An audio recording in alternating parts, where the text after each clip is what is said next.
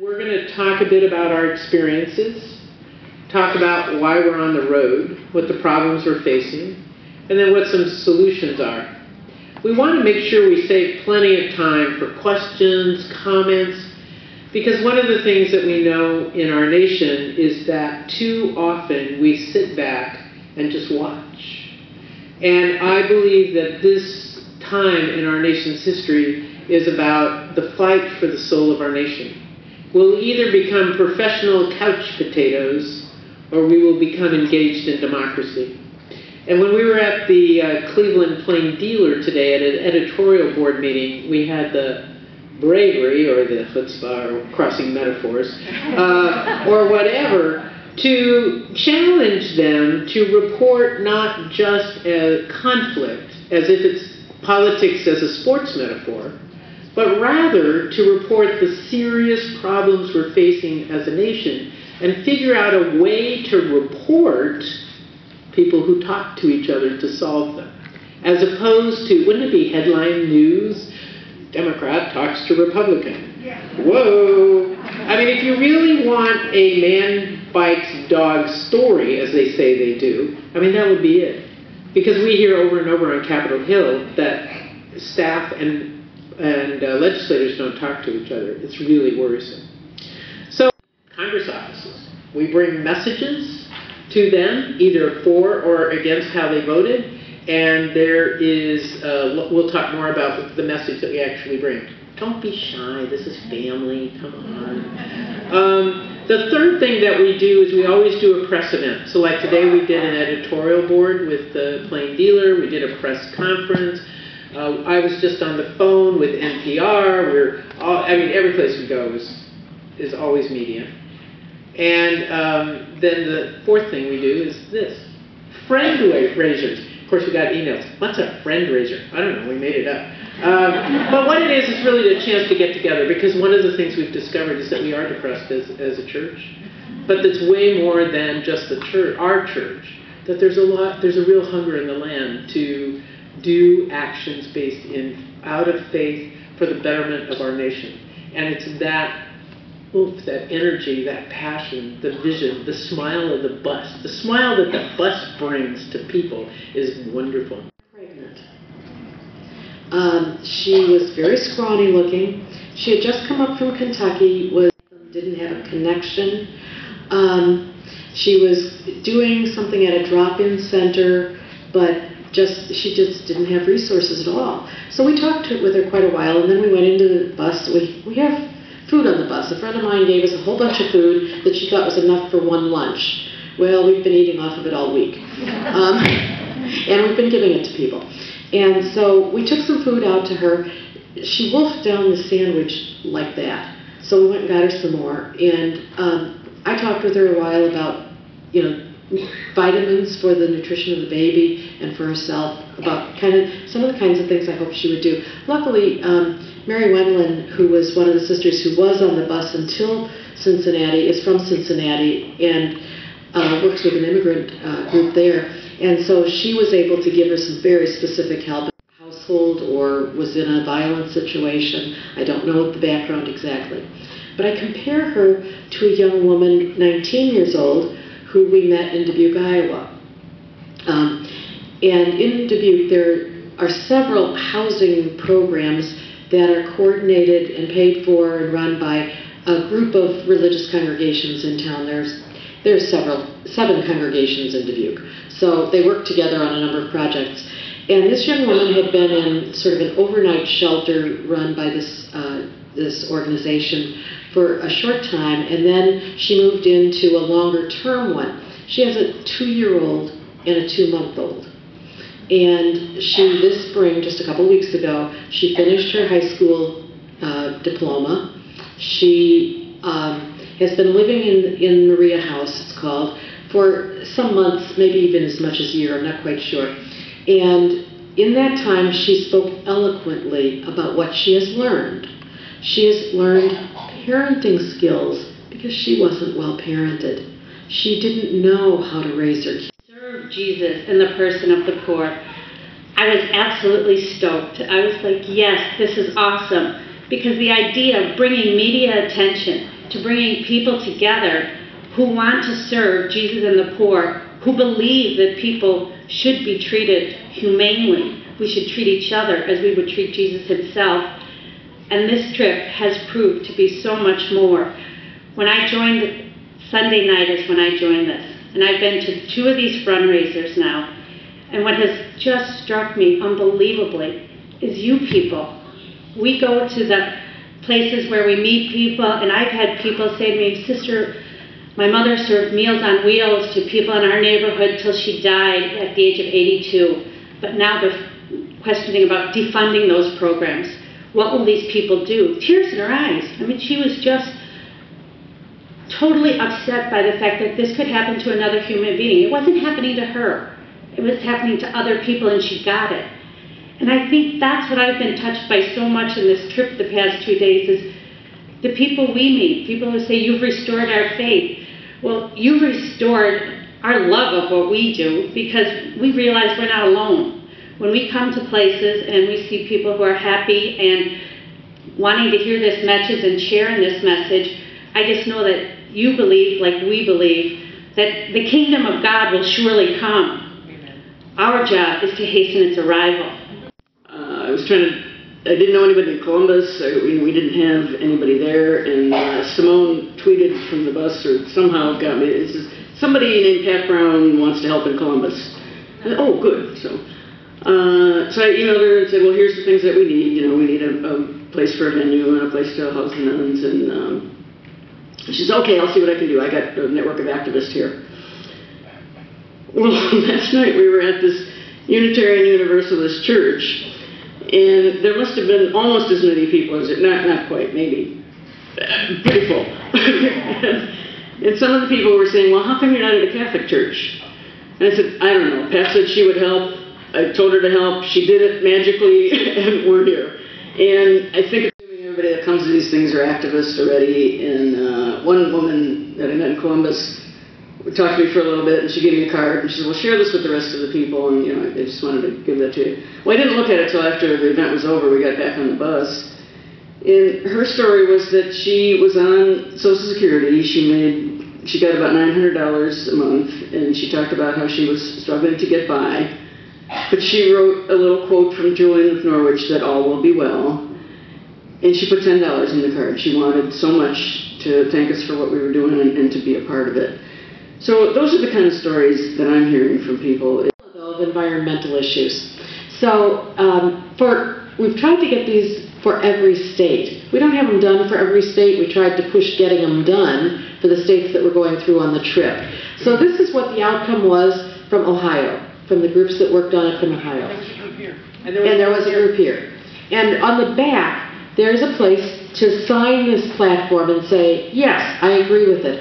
And what we hope, whether you do it from one of these sheets that you pick up in the back, or if you get it off the web and print it out yourselves, we're hoping that you'll get people to sign it and then let us know who signed it, because what we'd like to do is get all the signatures from the state of Ohio, put them on one thing, have it distributed all over Ohio, so that people can then, as you're interacting with candidates, whether it be at a local level, a state level offices, federal offices, that you can take this and say, "Here are all the people who believe that this is what you need to be about as legislators in this state." It's a House budget. Now it's being pointed out, now some Republicans I heard today on an interview are beginning to point out that it's not going anyplace in the Senate, so why are you so upset? The deal is, what they're using in the House, it's passed the House, and the House is using it as their baseline negotiating place. It's true, it won't pass in the Senate, but they're going to try to get as close to it as possible. And what you also have to know is that Governor Romney has endorsed it as a blueprint for the way forward, which is most horrifying of all for us. Because what the Ryan budget basically does is this. The Ryan budget shifts a significant amount of money to the top by cutting the tax rate. They're doing this under the guise that it's going to increase jobs. If you put money to the top, that will, money will go to the people who make jobs. Well, you all know the definition of insanity, where you keep doing the same thing over and over, expecting a different result, right? Yes. Now, the fact is that for the last 11 years, the top 1%, 2% actually, has had a very significant tax cut. And I'd like to ask, have you seen any jobs? Not many, not many. And the fact is that the idea of shifting money to the top doesn't meet free market principles. I love being a free marketeer when you're talking to a Republican. So it doesn't meet free market principles, because free market principles are that you put money, when you want to grow the economy, you put money where there's pent-up demand. Where is there pent-up demand? At the bottom, in the middle. It's not at the top. Unless, as I've been saying, unless it's a pent-up demand to send money to the Cayman Islands or something for investment. There is, and they have found a direct corollary between lower disparity in income or wealth. Lower disparity is a higher quality of living for everybody. And the United States, in this book, Spirit Level, is top in wealth disparity, only surpassed by Singapore. I have no idea what's happening in Singapore, but it's not good. So, but what they've found the correlations is on measures such as longevity, health, infant mortality, mental health, alcohol and drug abuse, violence, education rates. Over and over and over, there's a direct correlation between wealth disparity. The greater the wealth disparity, the worse the indicators.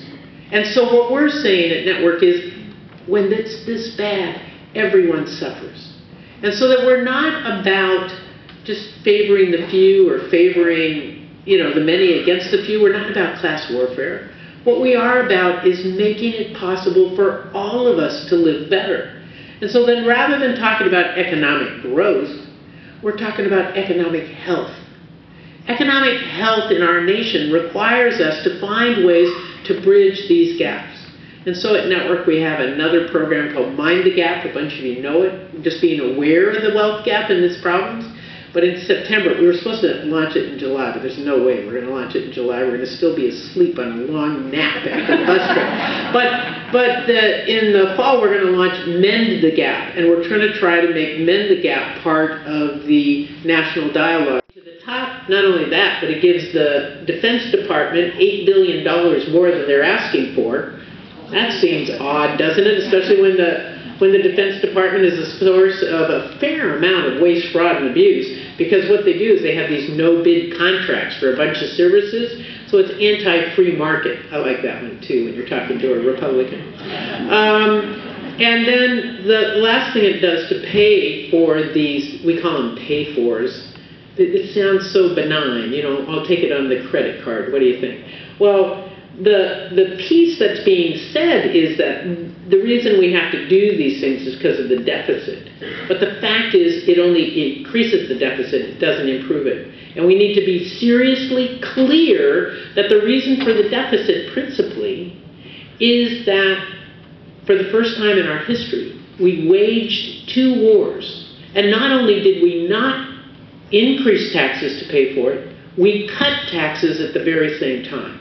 So basically, we put Afghanistan and Iraq on a credit card that has run us into debt. And we have to pay for it. We believe you have to pay for it. But you have to pay for it responsibly. So, what do we got? We in the interfaith community came up with a faithful budget. We, the Christians, Jews, and members of Islam, came together in Washington, D.C., we fought, we argued, we had late-night emails, we had late-night phone calls, we had worry. I thought we were going to lose it a couple of times. We know how hard it is to put together a budget. We did it. And so if you can see it at faithfulbudget.org, the way you know we're a low-cost operation, I don't have copies for all of you, but you can see it online. And what the faithfulbudget.org does is it shows a way forward. Instead of thinking we're a country of scarcity, we've got plenty. We are not, the richest nation on earth is not bankrupt. This is ridiculous. The only thing we're not bankrupt in economics. We are bankrupt in political will to solve these problems. And it's getting the political will to force our representatives to do what we elected them to do, which is to govern, for God's sakes. For God's sakes, yes. So the important thing here is to read it. If you're interested in the details, that's fine. But we have a 5-word message. Everybody can learn it. And the teachers among us have taught me that if you say it 3 times, you'll know it.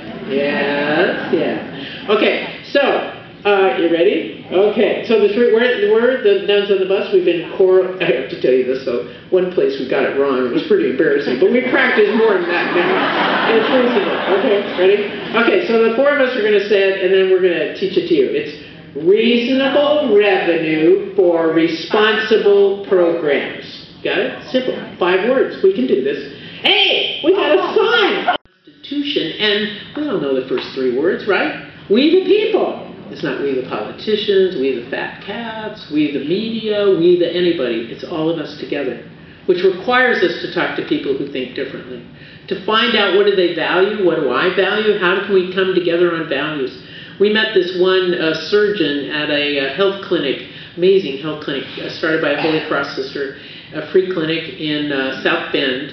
And this heart surgeon volunteers a day a week. And I understand heart surgeons are kind of the prima donnas of the surgery world. I don't know, any heart surgeons here? Oh, I haven't offended anybody.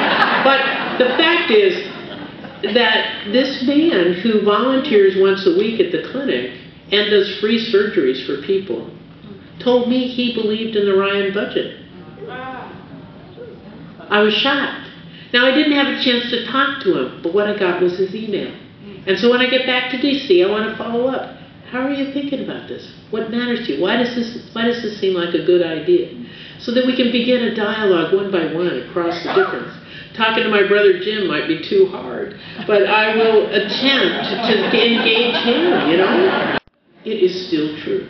So I got to this lovely spiritual place of accepting everyone and not having any boundaries. Isn't that lovely? And then I thought, 3 days to live in this blissful state. And my retreat director pushing, now you have to add in fighting. Fighting? Fighting as a non-dualistic idea. Concept, engagement. So radical acceptance and fighting, what I finally sat with and what finally came was that it's fire. Think of it, it's fire.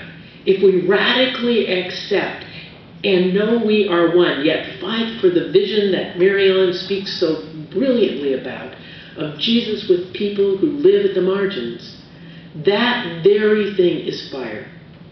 And then a few days after this assessment, when we were still so shocked, I was reading and it came to me, I believe, my friends, we are called to be a burning bush in this nation at this moment. We are called to be just humble bushes, but to let God flame up in our lives, where we radically accept, even though they really make us mad, radically accept that we are one with them, that we are not separate, we're not isolated, we're together, because God lives in them and God lives in me, and we will fight and struggle for the things we value most, but with that deep respect for the God in them, as well as the God in me. Does that make some sense? So we are called to be the burning bush. We are called to be the burning bush. And I urge you to read Exodus. I urge you to read the Exodus story. I think it's like 3 or 4, chapter 3 or 4. And there, God says to Moses, take off your shoes. This is sacred ground. And this is sacred ground. This is a sacred moment. I have no idea what the Spirit is doing in this world, but I can tell you it is alive. I'd like to say she as well, but that might be a radical feminist perspective.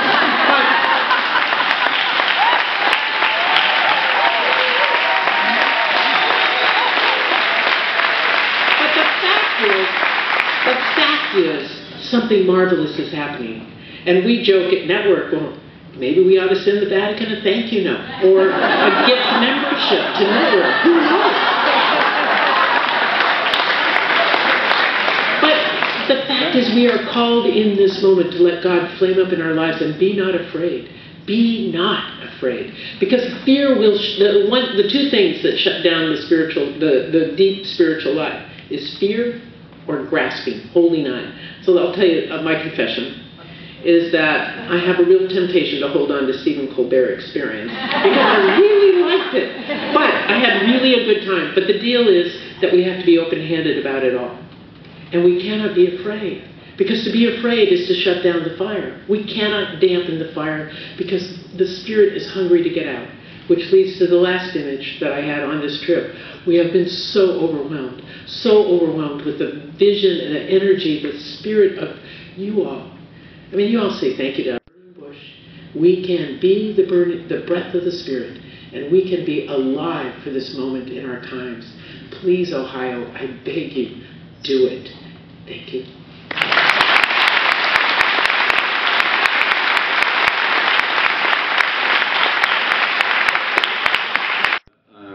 The Citizen United case, which was reaffirmed yesterday, or today, I think.